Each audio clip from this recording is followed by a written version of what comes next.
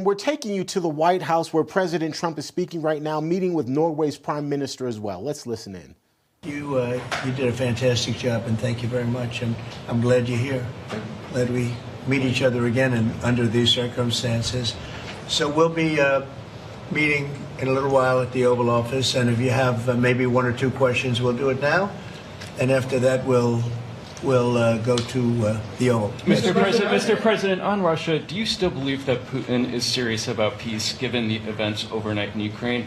And if that bombing doesn't end, are you considering new sanctions on Russia? So we are thinking that very strongly that they both want peace, but they have to get to the table. We're waiting a long time.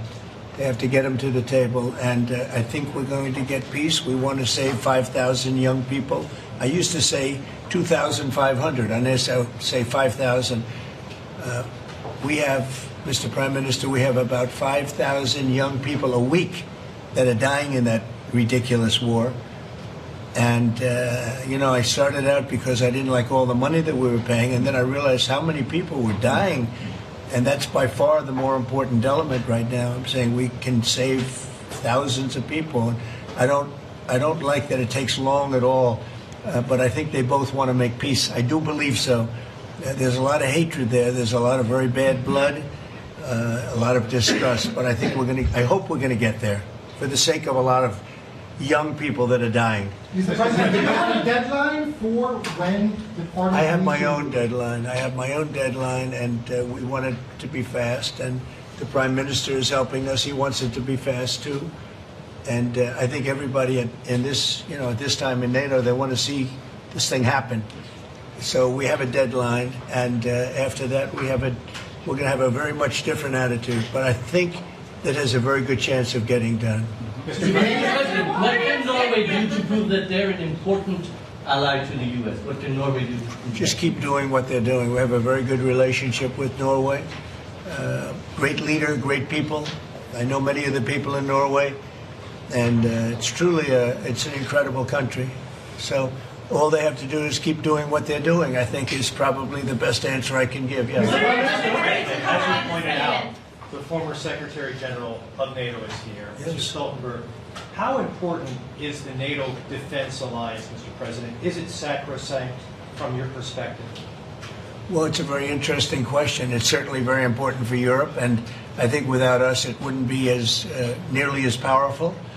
And as the former Secretary General, who did a great job, can tell you, I played when I was there a very big role in making sure that NATO is funded by the 28. At that time, they had 28 countries, including us, because many of the countries weren't paid, and they ended up being paid, you would say. And the Secretary General was very nice about it, as far as I was concerned. Other presidents went in, they made a speech, and they left, and that kept going on. And in the meantime, they had no money, and the United States was paying far more than its fair share. You could say that they were paying. I actually said sometimes it looked like 100%, and it was unfair. And the two of us worked very well together, and we took care of the situation. There are some Mr. President. Yeah, please go ahead. Norwegian statistics are showing that the U.S. actually has a trade surplus with Norway. Are you going to be looking into that and see which of the countries are actually in a trade surplus? Yeah, well, with the United States, almost everybody has a surplus. But not It's really an amazing, numbers. it's an amazing phenomenon. Now, there's a surplus of $2 billion, I think you have with it. I congratulate you. That's very good. We got to get a little bit of that for ourselves, maybe. But they do have a surplus. Norway has a surplus. Mr. President, in the current tariff situation, analysts have pointed out that the U.S. actually need allies. Do you consider Norway as a possible ally in the situation? I think Norway's always been an ally. They've been somebody we've been very close to, very friendly with. Maybe more so now with me than other people, but I think Norway's always been a great ally, yeah. Norway's been a friend. That's a very strange question, actually, because the U.S. is our lead ally, and we build on a relationship which we will talk about now, Mr. President. But it's of high relevance, and I'm very happy that we have Secretary of State and Secretary of Defense. Right. So this is a very strong tie. But it was a question about ally in the tariff situation specifically. Tariff situation. Yes. Oh, well, that's we're talking about a little bit different subject. Then we're talking about a different type of ally. No, in this case, he would be very much inclined to be an ally of Norway because he wants to make the best business deal possible. And Norway and the Norwegians are great business people. They're great traders. They're great, very smart nation, very well-managed nation. Has been for a long time, and in particular now with this leadership. But we'll be talking about trade and other things, and I think we're going to come to a conclusion very quickly. Mr. Prime Minister, I was wondering whether you think that Donald Trump, for his effort in Ukraine and otherwise, deserves to be nominated for a Nobel Peace Prize. Well, I salute President Trump for having been taking very important initiatives to get this conflict towards an end, which both parties deserve. We need to have a ceasefire, save lives, move towards something which is more secure for Europe, for the people concerned. And on that we work together. And I look forward to go into some details because we are at a critical moment. On that price, that is a committee taking care of that, which is completely working on its own terms, and I cannot comment on that. Mr. President, but thank you very much for that question. I like that question. Yeah, please. A question on China. Can you clarify with whom the U.S. is speaking with China? They're saying it's fake news that trade talks are happening. Well, they had a meeting this morning, so I can't tell you. It doesn't matter who they is. We may reveal it later, but they had meetings this morning, and we've been meeting with China. And so I think you have, Jeff, as usual, I think you have your reporting wrong. Thank you very much. We'll see you. We'll see you inside. Thank you. Thank you, President. Thank you. Everybody else. And let's take you to Washington, D.C., the White House and the Oval Office, where President Trump and the Prime Minister of Norway are meeting right now. Let's listen in. Thank you very much. We have Jonas Gahr Støre here, who is as you know, the Prime Minister of Norway. He's a great gentleman, highly respected, beloved in his country. And we've had talks on the war with Ukraine and Russia and trade. We're doing very well, I think, on both.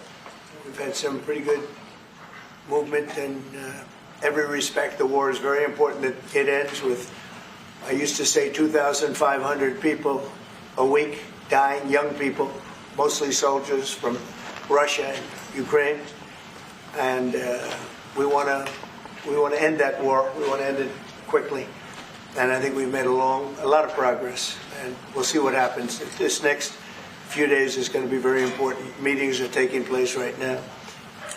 Additionally, we talked about trade, and we get along very well on trade.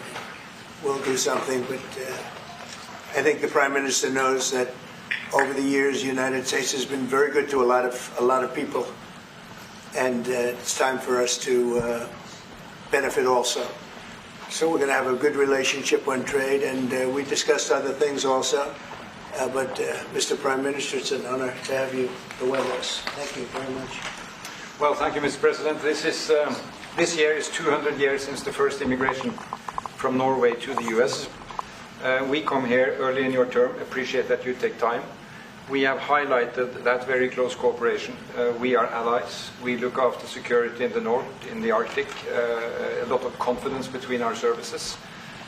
We have discussed in detail the war in Ukraine. I have saluted the President for his initiative to make progress towards something that can be a ceasefire and an end to this terrible conflict. It is a complex picture, but it needs political will and push, and we have exchanged ideas on that. And then I think the President and his team have been open to hear our perspectives. And on trade, we have also emphasized that we can benefit, both of us, by trading. We can be complementary, and we can find good solutions. But first of all, I appreciate, Mr. President, the spirit and the tone of this conversation, which has been confirmation of a very strong partnership. Thank you very much. Appreciate it. Any questions? Yes. Yes. First, Mr. President, Anybody? have you spoken about the tariff that you want to Hey, impose can you on guys record any of Norway? this? Is there a chance that you can lower We spoke them, about lower trade, those tariffs? and we understand each other very well. I think we'll have no problem. You think that you will get an agreement I think with we'll Norway? have no problem whatsoever with Norway. Mr. Discuss a President, possible visit to Norway? Did you two discuss a possible visit for President Trump to We Norway? didn't, but I love it. I mean, I've been there, and it is a beautiful place. They have. But I told the president that, you know, he is receiving us early in the term. He's welcome to visit Norway. We would like to have him, and it will be another way of emphasizing this strong friendship. Mr. President, Norway has been a staunch supporter of Ukraine since the Russian invasion in 2022. Has something been discussed here today that may have altered your views on things? No, we want to, very simply, I have no allegiance to anybody. I have allegiance to saving lives, and I want to save a lot of lives. A lot of young people, mostly young people. It's the war. It's the soldiers. Biden spent $350 billion on this, and it's a shame. And that's what got me involved. And then I looked at, and I see the results. It's horrible. It's a killing field. 5,000 soldiers a week on average. And we want to stop that. We both want to stop that for a lot of reasons, but I would say that is my number one reason. Why do you think that you will get Russia to accept a deal that also Ukraine and Europe is willing to? I think so, yeah. I do. I believe they will accept, and I think we're going to get this over with. I hope so, soon. You continue to lack support from NATO allies in your goal of obtaining Greenland. How will you proceed if you don't get that support? Well, Greenland's going to be interesting, but that's for another day. I think we need that for international peace. What are you expecting of your And if you allies? don't have that, I think it's a big threat to our world. So I think Greenland's very important for international peace. Yeah, please go ahead. Mr. President, this morning in Truth Social Post, you used the words, Vladimir, stop. That seemed like a slightly different message, a personal message. What is your level of frustration with President Putin? I didn't like at this last point? night. I wasn't happy with it. And we're in the midst of talking peace, and missiles were fired. And I was not happy with it. That's what I meant, and that's, what it said. I assume that's what you mean. Sorry, Yeah, if I the assume. bombs keep falling, will you consider additional sanctions toward Russia, or what will you do if President Putin I'd does not rather answer respond? that question in a week. I want to see if we can have a deal. No reason to answer it now, but I won't be happy. Let me put it that way. Things will happen. Mr. President, why are you not putting more pressure on Russia? I know a lot of Europeans. Putting a lot of pressure. You don't know what pressure I'm putting on Russia. They're dealing. You have no idea what pressure I'm putting on Russia. We're putting a lot of pressure. Can you maybe tell us that? We're putting a lot of pressure on Russia, and Russia knows that, and some people that are close to it know, or he wouldn't be talking right now.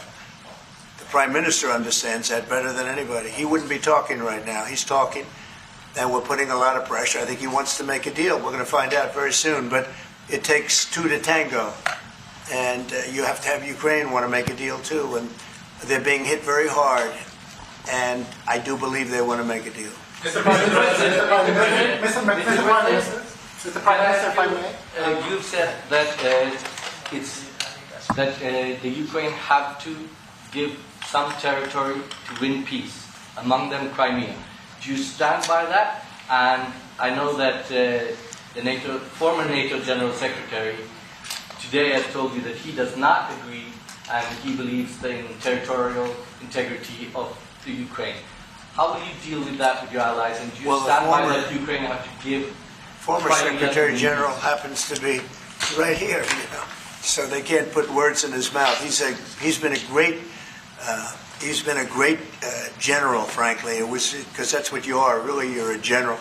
But he's been a great Secretary General. We had a tremendous relationship, very successful, and I think he could speak for himself. He's right here. But do you still agree that Ukraine have to give some territory away to win peace? Well, it depends what territory. They've been fighting. They've lost a lot of territory. We'll do the best we can. Working with Ukraine, we'll do the best we can. But they lost a lot of territory. When you say Crimea, that was handed over during a president named Barack Hussein Obama. That had nothing to do with me, Crimea. That was 11 years ago with Obama. And they made a decision. There wasn't a bullet fired. There was no fighting. There was no anything. They just handed it over. Now they say, well, can you get it back? I think that's going to be a very difficult thing to do. That was given by Barack Obama when he was president, not by Donald Trump. Thank you, Mr. President. You had a long meeting, Mr. President. Proposal that you put on the table, it's a 30-day ceasefire proposal. Your national security team presented it to both Ukraine and Russia. 2 months ago, Ukraine agreed to that ceasefire proposal. Immediately, Russia has not. And my question is Russia the obstacle to peace based upon that, just getting to that 30-day ceasefire? I don't think so. I think that they both want peace right now. They're ready to do something. We'll see what happens. Complicated, very complicated. But I think they are both very much looking to make a deal. Marco, what would you say? Well, first of all, what was put before our partners was options to discuss about things that it would take to end a war. This war is endable. Both sides just have to agree to it. We've shown them a pathway forward. We've discussed those ideas. It was a good meeting yesterday. There'll be good meetings over the weekend. We've shown them the finish line. We need both of them to say yes. But what happened last night with those missile strikes should remind everybody of why this war needs to end. It's horrible those missiles landed. What's even worse is there are today people that were alive yesterday that are not alive today because this war continues. And the president wants to stop it. And everyone should be thanking the president for being a peacemaker and trying to save lives. That's what we're trying to do here. It's not our war. We didn't start it, as you know. But we're trying to end the dying. We're trying to end the destruction. And we've shown the path forward. We can see the finish line, but both of them have to get there. We're going to do everything we can to help them get there, but they have to ultimately say yes. And we are using a lot of pressure on both. You know, if you think we're just in there because we're nice people, and we are nice people, but we're using a lot of pressure on both. What concessions, Mr. President, and to your national security team, what concessions has Russia offered up thus far to get to the point where you're closer to peace? Stopping the war. Stopping taking the whole country. Pretty big concession. Mr. President, if you are going to take down the tariffs, what do you want Norway to buy more of from the U.S.? To buy more? Well, you don't need snow. You don't need skis. You don't need ski champions either, right? You have a lot of them. We just want to keep the relationship the way it is. We've had a great relationship. I think now maybe closer than ever, but we've had a great relationship with Norway. I think just keep it the way it is, kid. You can't do better. Really? Not even by, say, a fight? Well, if they want to give us some additional concessions, that's okay. You can't do much better. Yes, yes. Mr. President, you've had a long meeting with Norway today. You said that Norway is doing a lot of things right, but on the Ukraine, if I can ask both you and the Prime Minister, did you find common ground today on Ukraine and the peace plan? Totally. It's totally common ground. The Prime Minister can speak about it, but I can just say he wants to see people stop dying more than anything else, and he'd like to see it end. He's going to help us end it. Can I say that to move towards an end of this war, U.S. engagement is critical, and President Trump made that possible. That is clear. That is obvious. It's really happening. Now, the important thing is that both parties have to know that they have to deliver, and they have to feel the pressure to deliver. Ukraine is under attack. They are defending themselves. Lives are being lost. And we believe very firmly that there needs to be a ceasefire, the initiative taken by the US some time ago. It needs to be respected. And then to move on to something which both parties can own. That is the complicated part in such a dramatic war. And here I believe Europeans and Americans working together, as we do much closer now. And I salute the team of President Trump of being open in that process. We had a good discussion on this today. And then we have to move on, and we cannot lose time because this is too much drama happening. One thing is people losing their lives, but it is a bad thing for Europe, and it's a bad thing for the world to having such a broad conflict going on. It can have ramifications far beyond Ukraine.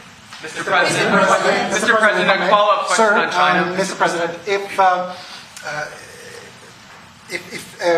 I forgot my question. I wanted to ask about sorry. That happens. It happens sometimes, yeah. No, Mr. President, I wanted to ask about the. Zelensky has said that he wants more Patriot missiles. So far, there has been no response from the United States. If you and the United States decides to pull out of negotiating for peace, trying to broker peace, does that also mean a no on Patriot missiles, a no on sharing intelligence with Ukraine? Let's see what happens. I think we're going to make a deal. And if we make a deal, that'll be wonderful. We won't have to worry about your question.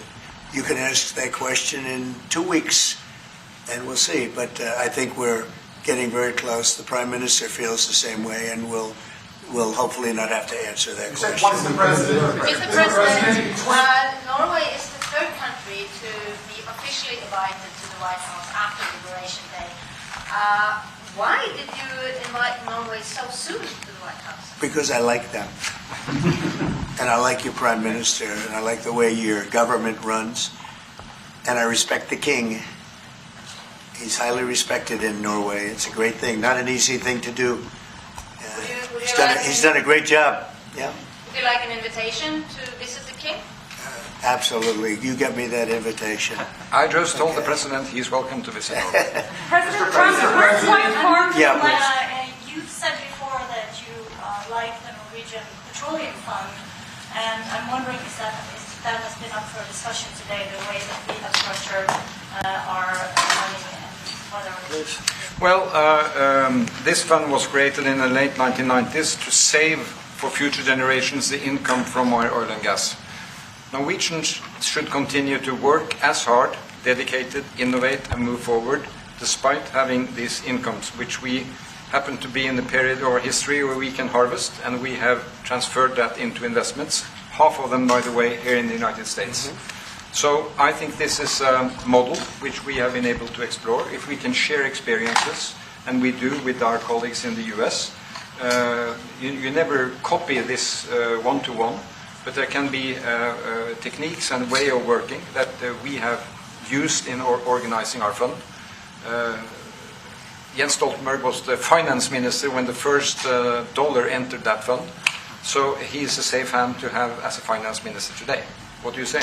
No, and as you said, Mr. Prime Minister, we are ready to sit down with the US to also work with them on if they want to establish a sovereign wealth fund, because we have a good experience with our fund. And I think that one example of how we work together with the United States is that half of the fund, close to $1 trillion US, are invested in the United States, mainly in equity, but also some in fixed income, including government bonds. So this is an expression of trust in the United States, expressed by the strong investment of the sovereign wealth fund. Then just briefly on Ukraine, since it was mentioned, we had a very good and extensive discussion about Ukraine, the path forward to peace. And as the Prime Minister said, we commend the US for pushing forward to try to find a negotiated solution. At the same time, we need to continue to support Ukraine. And therefore, I'm proud that Norway has actually tripled the military support to Ukraine. And this year, we will allocate close to $8 billion to Ukraine. That will strengthen them and also their hand on the negotiating table. If I may add to that, if there's a peace, and there will be a peace, we have a common responsibility in securing democratic Ukraine for the future. And the best security guarantee they can have is the ability to defend themselves. And we are investing in that. Mr. Prime Minister, if I may... As it relates to tariffs, Mr. President, when you unveiled your reciprocal tariffs on April the 2nd, the tariff rate for Norway was 15%. Based upon your conversations that you've had today with the Prime Minister, do you see that tariff rate coming down from what you proposed just a few weeks ago? Well, they have a great fund of $2 trillion. It's a big fund. And they don't have any debt. So I think they'd probably be willing to pay us more than that, I hope. Are the two nations in agreement of which countries? Mr. President, Yes. in 2018, your former Secretary of State Mike Pompeo called for an end to Russian occupation of Crimea. Why has this administration changed its stance on territorial concessions? Well, the war started. It would have never started if I were president. This is a war that is horrible. All wars are horrible. This one is in particular bad. And I don't know that you can ever say there's going to be a winner to this, because so many lives have been lost. Not only soldiers, a lot of lives have been lost.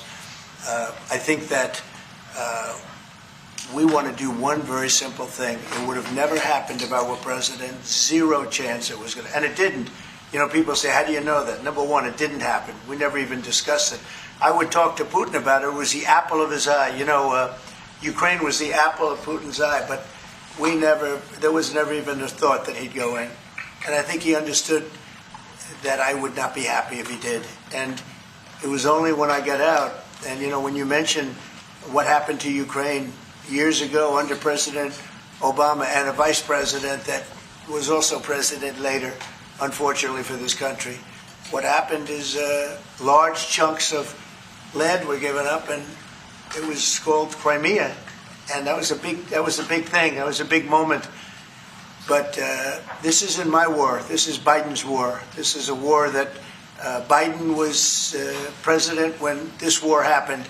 But I'm trying to put out the fire, and I think we'll be successful. And if we do, we're going to save a lot of lives.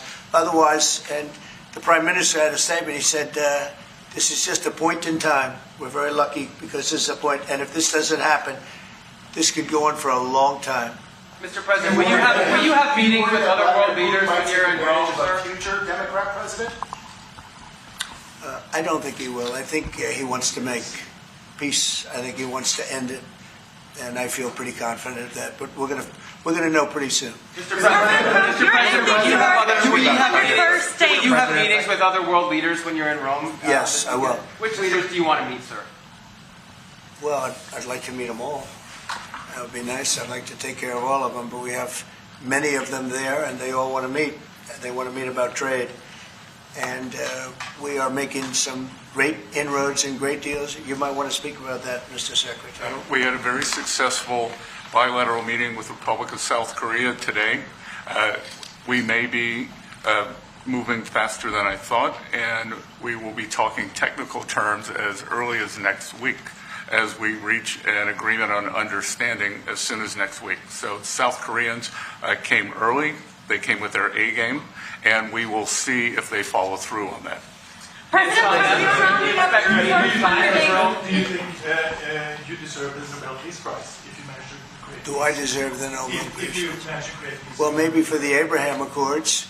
I don't want to get ahead of myself on this one, but they say for the Abraham Accords. And by the way, speaking of that, we're going to be filling it up. A lot of countries want to come into the Abraham Accords. You know, we have 4. And Biden did nothing on that one, too. It's the same 4. But they're great countries, and they were brave doing it, and it's worked out very well. And we're going to be filling up the Abraham Accords. They're going to be, I think, filling it up, Marco, very rapidly. Marco, could you say something about that? There's great, enormous opportunity to grow the Abraham Accords. But I would just point to one thing. Of all the leaders in the world today, no leader is working harder to prevent wars or end them than President Trump is right now. That's why we're talking to Iran. That's why we're engaged with Ukraine and Russia. It's the desire to prevent these wars from breaking out and to end the ones that exist already. And again, I just think it's tremendous for our country to be led by a president who desires to bring peace and establish peace and protect peace. So it's hard work. Mr. President. You know, Marco just mentioned something that maybe we should talk about for just a second, if we could, Mr. Prime Minister. And you're involved in it, too, because you've been involved in the world and peace. But I think we're doing very well with respect to Iran, and we're having very serious meetings. And there are only 2 options, and the one option is not a good option. It's not a good option at all. And I think we're doing very well on an agreement with Iran, but that one, we're doing a lot of things, I will say, but that one is well on its way. We could have a very, very good decision, and a lot of lives will be saved. Mr. President, on the economy, there was a slowdown. Mr. President, on the economy, there was a slowdown as it relates to home sales in the month of March, the slowest pace since 2009. Is that an economic indicator, and perhaps the Treasury Secretary can weigh in on this as well, is that an economic indicator that concerns you about the broader U.S. economy? No, they had very good numbers on housing today, extremely good numbers, and that's despite interest rates, because, you know, if you look at what happened, everyone said, oh, I said I was going to get prices down. I did. Energy just hit $1.98 in a couple of states. It's way down. Energy's down, and we're about $64 a barrel. when I came in, and we were looking at $89, $90, $95. And by the way, that helps us solve the war too. Having those energy prices is a big incentive for Russia to also agree with solving the war problem. Groceries are down.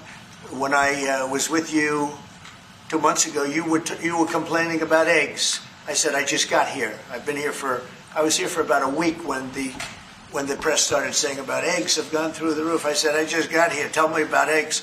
And they happened. They went through the roof and you couldn't get them. So we just had a big Easter egg hunt at the White House. Thousands and thousands of eggs.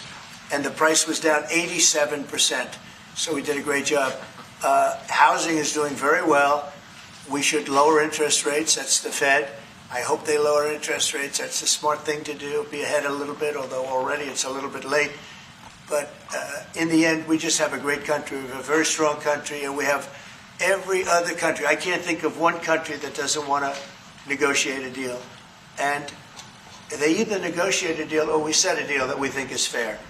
Because we don't have to go through all of these. It would be physically impossible.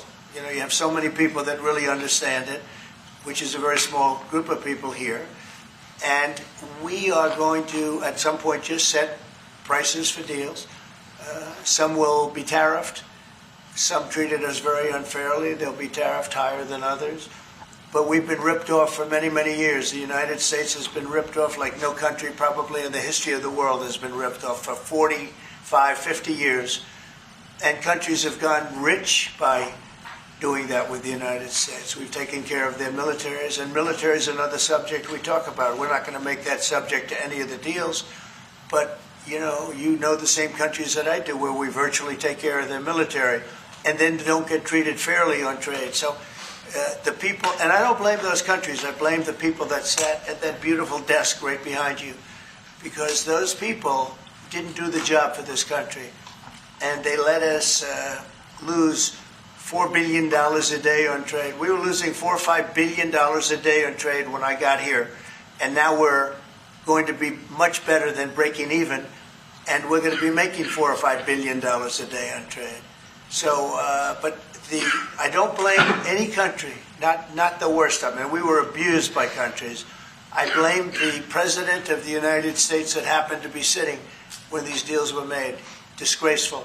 When I was here, we had a great 4 years. We had the most successful economy in the history of our country, my first term. And we were very tough on trade. And with China, as you know, they paid hundreds of billions of dollars in tariffs. But nobody else ever did that. China paid not 10 cents to any other president. And but not only China, virtually every country got away with murder. And we just can't let that happen. Thank you very much, everybody. Thank you very much. Appreciate it.